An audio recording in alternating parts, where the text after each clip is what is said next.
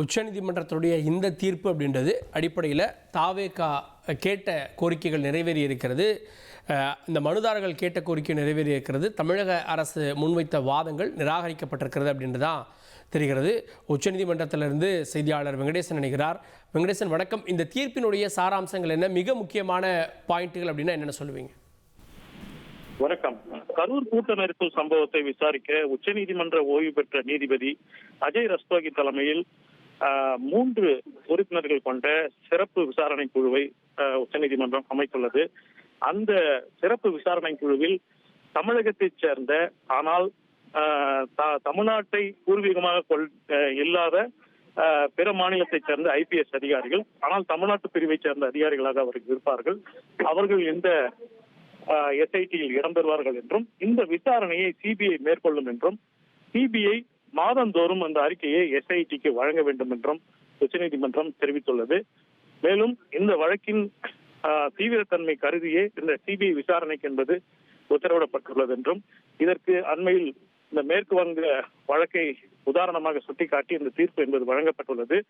இது மிக மிக எதிர்பார்க்கப்பட்ட என்ற தீர்ப்பு என்றாலும் இன்று உச்சநீதிமன்றத்தில் ஒரு திடீர் திருப்பமாக மனுதாரர்கள் சார்பில் இந்த மனுக்களையே தாக்கல் செய்யவில்லை என்ற ஒரு குற்றச்சாட்டையும் ஒரு புகாரையும் தமிழ்நாடு அரசின் சார்பில் தெரிவிக்கப்பட்டது. அப்போது 5 மனுக்கள் தாக்கல் செய்யப்பட்டதில் 2 மட்டுமே இந்த மனுக்களை தாக்கல் செய்யவில்லை என்ற ஒரு புகாரை தெரிவித்துள்ளதாகவும், இருப்பினும் இந்த விவகாரம் தொடர்பாக முழுமையாக விசாரணை என்பது விசாரிக்க உரிய மனுக்களை தாக்கல் செய்யுங்கள், அது குறித்து விசாரணை என்பது நாங்கள் நடத்துகிறோம் என்பதையும் உச்சநீதிமன்றம் தெரிவித்துள்ளது. இத்துடன் அந்த தனி நீதிபதி இந்த விவகாரத்தில் கூறிய தீர்ப்பு குறித்து கடுமையான கருத்துக்களை அந்த தீர்ப்பில் உச்சநீதிமன்றம் பதிவு செய்துள்ளது. எப்படி மதுரை 2 நீதிபதிகள் அமர்வு விசாரிக்கும் வழக்கை தனி நீதிபதி எடுத்து விசாரித்தார் என்ற ஒரு கேள்வியை எழுப்பி பல்வேறு கடுமையான கருத்துக்களையும் தெரிவித்துள்ளது. இது தொடர்பாக சென்னை உயர்நீதிமன்ற பதிவாளரிடம் அறிக்கையும் உச்சநீதிமன்றம் கேட்டுள்ளது. எனவே மொத்தத்தில் இந்த கரூர் சம்பவ வழக்கை உச்சநீதிமன்றம் CBI விசாரணைக்கு மாற்றி தற்போது அந்த ஓய்வு பெற்ற நீதிபதி அஜய் ரஸ்தோகி தலைமையிலான அமர்வு விசாரணை குழு என்பது இந்த ஒட்டுமொத்த விசாரணையை கண்காணிக்க உள்ளது. மாதந்தோறும் அறிக்கை என்பது தாக்கல் செய்யவும் CBI-க்கு உச்சநீதிமன்றம் உத்தரவிட்டுள்ளதை சாராம்சமாக பார்க்க வேண்டியது.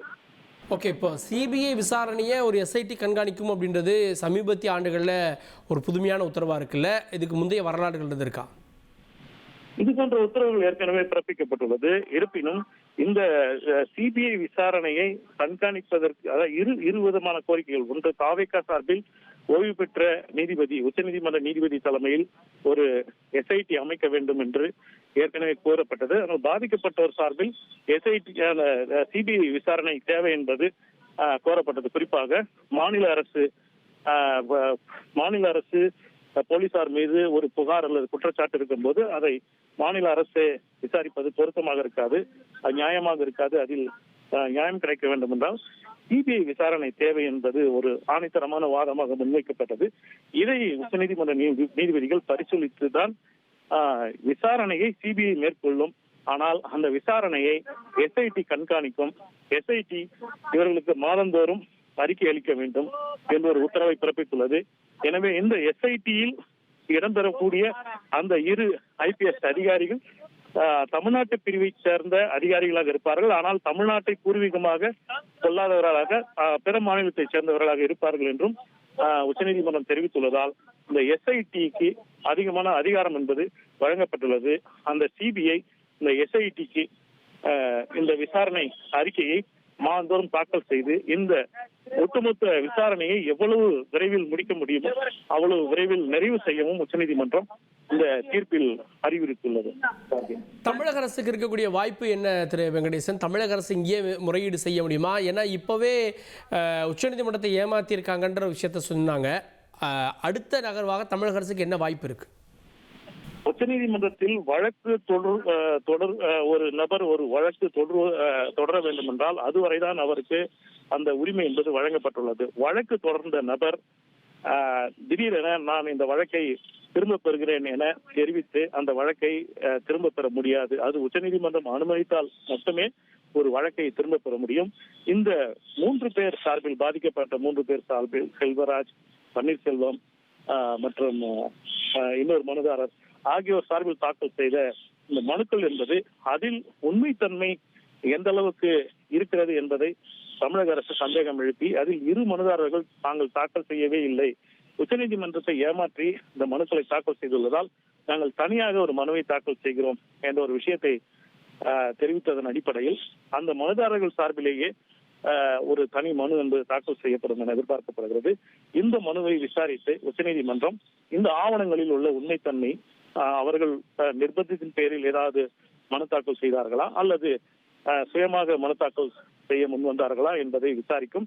ஆனால் 5 மனுக்களில் பெரும்பான்மையான மனுக்கள் SIT மற்றும் CBI விசாரணை கோரியதால் இந்த தீர்ப்பு எவ்விதத்திலும் பாதிக்கப்படாது என்பது தெளிவாகிறது. அதை நீதிபதிகளும் சொல்ல தெளிவாக 2 மட்டுமே இந்த மனுக்களை நாங்கள் தாக்கல் செய்யவில்லை என்று சொன்னாலும் நாங்கள் அன்று உத்தரவு பிறப்பித்த போது ஏன் இதை அவர்கள் ஆட்சேபிக்கவில்லை என்ற ஒரு விஷயத்தை முன்வைத்தார்கள். இருப்பினும் இந்த விவகாரத்தில் அளித்த தீர்ப்பு என்பது மிக தெளிவாக உள்ளது. இந்த கரூர் கூட்ட நெரிசல் வழக்கை CBI விசாரிக்கும். உச்சநீதிமன்ற ஓய்வு பெற்ற நீதிபதி அஜய் ரஸ்தோகி தலைமையிலான SIT அந்த CBI விசாரணையை கண்காணிக்கும் என்பது இந்த தீர்ப்பின் சாராம்சமாக உள்ளது. கார்த்திக், உங்கள் தந்திவன் தொலைக்காட்சியில் தாமரை தினமும் மதியம் 1 மணிக்கு காண தவறாதீர்கள்.